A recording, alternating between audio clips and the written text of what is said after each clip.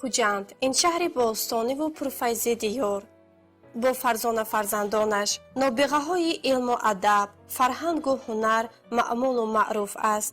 боиси сарфарозист ки насли имрӯзи ин макони меҳрпарвар бо фараҳмандӣ аз файзи соҳибистиқлолии кишвари кӯҳанбунёд кӯшиш доранд меросбари шоистаи онҳо бошанд. ҳамасола ҷавонону наврасони соҳибистеъдоду доништалаб аз ҷумлаи муҳассилини мактабҳои шаҳр дар озмуну олимпиадаҳои ҷумҳурӣ муваффақ мешаванд. тоҷикистони соҳибистиқлолро ба таври шоиста дар озмунҳои сатҳи ҷаҳонӣ муаррифӣ менамоянд. толибилми синфи 8 мактаби гулчини маърифати шаҳри Хуҷанд Иқболхоҷа Темурхоҷаев аз ҷумлаи онҳост. ин навраси навҷову навовар ва соҳибистеъдод завқу шавқи зиёди омӯзиши технологияи иттилоотӣ дорад.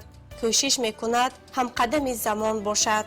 ҳар фурсате ки ба ӯ даст медиҳад сарфи омӯзиши фанни ҷолибу шавқовар мекунад. ба омӯзиши технологияи иттилоотӣ ҳанӯз аз овони хурдсолӣ меҳр пайдо карда буд. чун тағояш Шӯҳрат Абдуаҳатов ки мутахассиси ин соҳа аст, ҳаргоҳи ӯро сари кор бо компютер медид, ба ҳар амалаш бо завқ нигоҳ мекард, эътибор медод. бо гузашти вақт аз тағояш хоҳиши кӯмак кардан барои омӯзиши компютер намуд. тағояш майлу хоҳиши Иқболхоҷаро хуб эҳсос карду пешниҳодҳояшро пазируфт ва барои омӯзиши компютер мадад расонид. вақте ки ман кор мекардам бо компютер меомад пешам мепурсид инаш чи ва яш чи як интереси худашро нишон медод.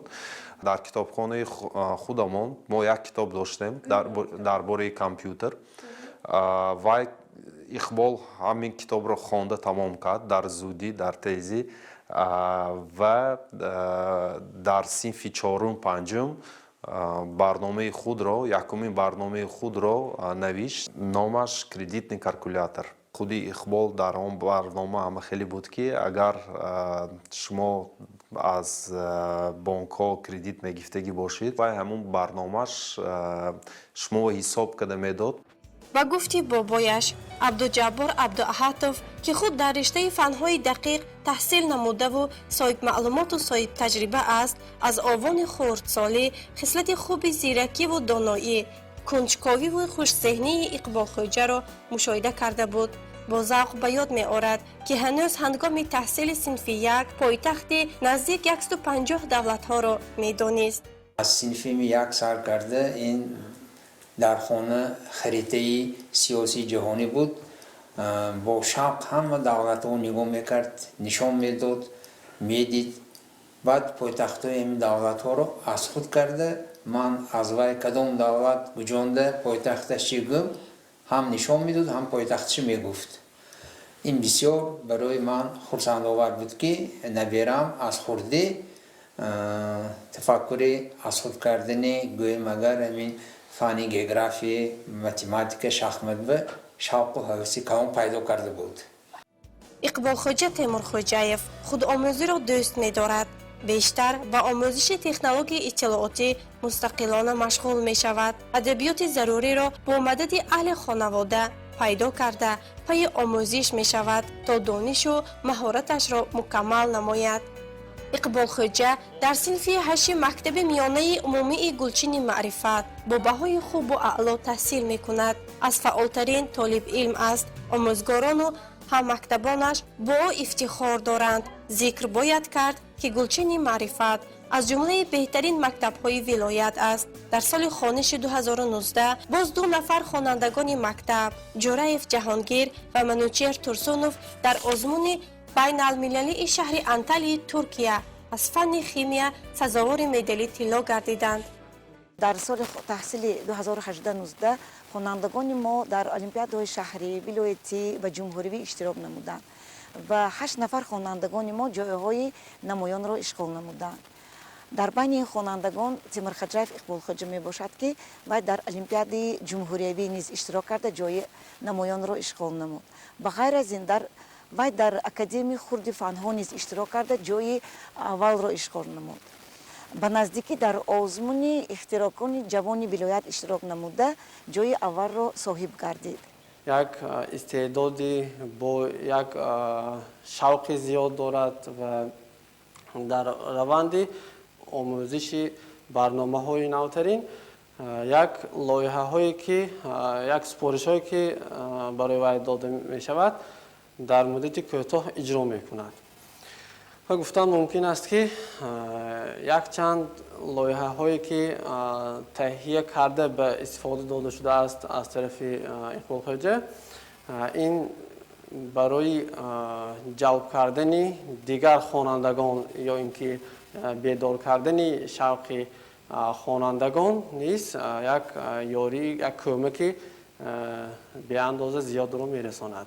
برابر تحصیل اعلا، اقبال خوجه در آزمون‌های فنی و صحوی فعالانه اشتراک می‌کند. غالب چندین آزمون‌های جمهوریوی و بین المللی است. با دیپلم و مدال‌ها سزاوار گردیده است. دستاوردهای شایانش بارها در نشریه‌های ولایتی و جمهوریوی روی چاپ آمده اند. اقبال خوجه هرچند حالا در سن نورسی قرار داشته باشد هم الکی برنامه‌های آموزشی و اطلاعاتی امثال قانون معارف، پرچم، دانو یک، دانو، سیا صرفه را آماده نموده است. از آنها برنامه آموزشی دانو یک خیلی معمول می باشد که الکی در ذخیره پلی مارکت جای داده شده و می توان توسط تلفن های موبیلی استفاده نمود. تا امروزه من یک چند برنامه‌های تیار نمودم. بعضی برنامه‌های من برای کامپیوتر باشد، برای سیستم عملیاتی ویندوز و باز مولی برنامه من چلی که من تهیه کننده اندروید هستم، برنامه من موبیل می باشد و یکی از برنامه من سیاح می باشد برای سیاحان و باز یک برنامه دانلویگ می باشد برای مختلف گیوگرافی با تکنز نتاک با یک برنامه صرفه پرچم. باز یک برنامه من این با نامی دانو می باشد، دانو که از اهم لایحه کلانی من و با اون لایحه من وقت خود را صرف کردم نامش دانو می باشد برای مختلف زبان انگلیسی. باز یک برنامه ساختگی من دانو یک می باشد که برای مختلف دولت ها با بازی می باشد. اصلا شوق من این پیش مختلف دولت ها بود و من به همین برنامه ساختم. این برنامه از 2 پونکت عبارت است، از بازی و معلومات نامه. در بازی باز 4 پونکت است و پونکت یکش پایتخت می باشد که در همینجا باید دولت می باید و از 3 پونکت باید یک جواب درست گیریم. مثال پایتخت خطه مثال پکین، مثال پکین. پایتخت قزاقستان مثال من استانه، افغانستان من مثال کابل، مثال فرانسه مثال اگر خطا جواب دیم من دلچمان باید دلچمان نیست من پاریس. بلغاری خطا جواب دیم خطا جواب دیم مثال برنگوی نیست میشد. اندونزی من اسپانیا من خیلی جواب میدیم. استعداد فطری، دانشجویی و نوجویی، تحمل و سرطلبی نسبت خود باعث شد که اقبال خوجه تیمور خوجه‌ایف با پیشنهاد برنامه‌هایش به خصوص دانو یک در آزمون‌های ولایتی و جمهوریوی و بین المللی دست بالا گردد. عمل جالبش سزاوار بهای بلند متخصصان ساحه شده است. در این مورد برایش صحبت اساسگزار صلح و وحدت ملی، پیشوای ملت، پرزیدنت مملکت محترم امامعلی رحمان که هنگام تنتنه افتتاح قصر جوانان به نام لایق شیرعلی شهر خوجند نصیبش شد، خیلی لحظه بهترین است. برنامه دانو یکش و پیشوای معظم ملت خیلی پسند آمد، شایسته تحسین و آفرین شد. وقتی که محترم جناب عالی قصر جوانان را در شهر خوجند کشادسته بودند، من همین برنامه‌هایم را معرفی نمودم و جناب عالی بهای بلند دادند به همین لایحه ها. با خود چه تصمیم ها گرفتی؟ همین لایحه دانام را با پرتر نموده با اگه فونکسی‌های نو و اگه چیزهای نو، اگه فونکس دیزاینی نو، اینترفیس نو در آورده، باز هم ترقی نموده به سطح بین الخلقی، همچون محصولات تاجیکستان، همچون برنامه تاجیکستان، برنامه تاجیکی معرفی نمایم. ماه اپریل سال جاری در المپیاد بین المللی رشته تکنیکی که در شهر بیشکک جمهوری قرقیزستان تحت عنوان ما نوآوران عصر 21 تشکیل و برگزار شد که من راهبری دستی تاجیکستان رو به عهده داشتم. تیمورخوجاєв اقبالخوجا نیز شامل هیئت دستی جمهوری تاجیکستان بود و 3 نفر خوانندگان فعال ما در این آزمون بین المللی اولین مراتبه اشتراک نمودند و اقبال جان در بین 73 نفر خوانندگان از 20 کشور عالم مقام دوم را سزاوار گردید که این دستاورد خیلی کلان و بی‌نظیر به حساب می‌رود. برای صیقل مهارت و ملکه و افزون نمودن دانش، اقبالخوجا تیمورخوجاєв از آموزگار مکتب خورشید غفاروف نصیحت‌ها می‌پرسد و همیشه با آمادگی در مشغولیت‌ها اشتراک می‌کند. به اندیشه خورشید غفاروف، اقبالخوجا از دیگر خوانندگان مکتب در آموزش تکنولوژی اطلاعاتی پیش‌صف و سرغیرت است. برنامه‌های تهیه نموده‌اش پسند آموزگاران و طالب علمان گشته است، زیرا هر برنامه‌اش از منفعت خالی نیست.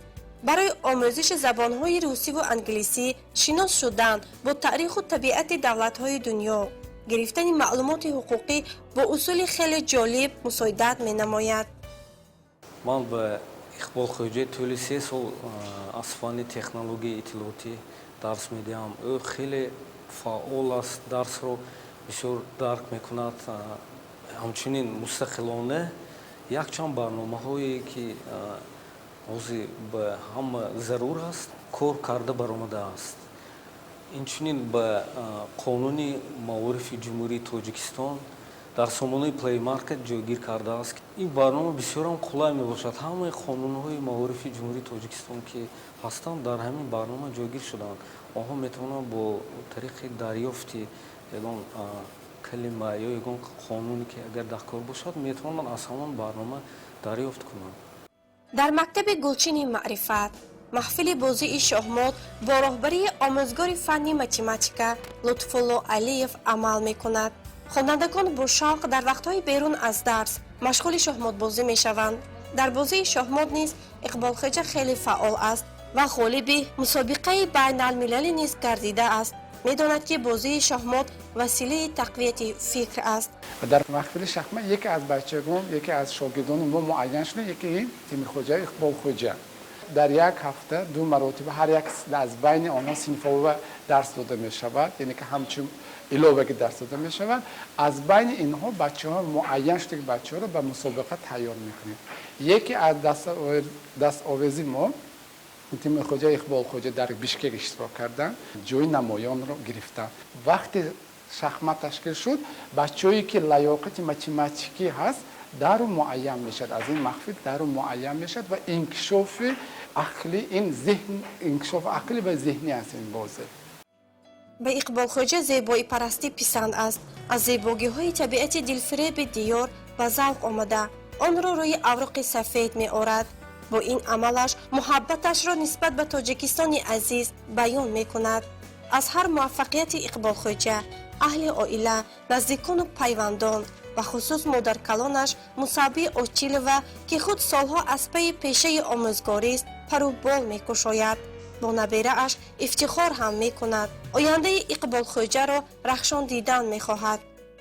وقتی که اقبالخوجا با زادروزی من یک سلاید تیار کرد که نسبت فعالیت من در اویلا در کور همه اون رسم‌ها رو گرفته سلاید تیار کرد و این توفیق بسیار بزرگی نبری من به من بود که از خرسندی من جای نشست رو نیافتم. برای اون که من فخر کردم که همین سنی سالی صنفی 4 بود. صنفی 4 علاقه و سلاید ساخته به زادروزی من یک تحفه کرد و به واسطه این سلاید رو به مادرش بخشیده سلاید ساخته است با بابایش. وقتی که یکمین بار وای که تکنولوژی اینفورماسیونی رو موافق برنامه دولتی نمیخواند خود آموزی کرده با جمهوری به دوشنبه رفته جای نمایان رو اشغال کرد و زنگ‌های همین نبیری خوردم رو اقبالخوجا ما انتظار بودیم بابایش. خیلی خوشنود شدیم و احسان‌های زیاد گفتیم. اقبالخوجا تیمورخوجاєв در آزمون اکادمی خرد علم‌های جمهوری نیز از جمله پیشرفت‌ترین است. عین حال باشد عضو وابسته آن می باشد. برای عضو حقیقی اکادمی خرد علم‌ها گردیدن می‌آموزد و تلاش می‌کند. تا جایی که ما معلومات داریم همچنین تو در اکادمی خرد علم‌ها که همه ساله برگزار می‌گردد در این آزمون اشتراک می‌کنی و عضو بسته هم هستی. اونجا بستم هستم. با پیشنهاد کدام برنامه؟ 2 سال پیش وقتی که با صنف 6 بودم آزمون اکادمی خرد علم‌ها در شهر دوشنبه در اتپ جمهوری اکادمی خرد جمهوری با پیشنهاد لایحه سیاه و دانویک و سیاه رفتم و صاحب عضو وابسته گشتم. این حال کوشش نموده ایستادی که عضو حقیقی شوی. این حال کوشش نموده ایستادم که عضو حقیقی اکادمی خرد علم‌های جمهوری تاجیکستان گردم. از همه دستاورد کلان من این غالب شدن در آزمون جمهوری گو گلوبال 2003 که این آزمون را سازمان ملل متحد برگزار گردید بین استارتاپ لایه‌ها و در آنجا من جای اول را شغل نبوده غالب شده صاحب 2 گرانت شدم. همین دستاورد کلان من همین بود. تکنولوژی اطلاعاتی واقعا نبض امروز اعتراف شده برای آسان گردیدن بسیار مشکل‌ها مددرسان است. به انکشاف آن پیشرفت جامعه را نمیتوان تصور کرد. از این جهت اقبال خوجه امید دارد و کوشش میکند که برای باز هم رشد یافتن تکنولوژی معاصر در تاجیکستان با خوب دانستن و نوگانی‌ها در این ساحه سهمگذار باشد. البته امید داریم روز فرا میرسد که اقبال خوجه به آرزوی نیکش میرسد و از محصول مهنت شایانش باز هزارها مردم با ثمر استفاده میبرند و سزاوار تحسین و آفرین ها میگردند. برایش ظفرمندی و فتح قله های مراد را آرزو داریم.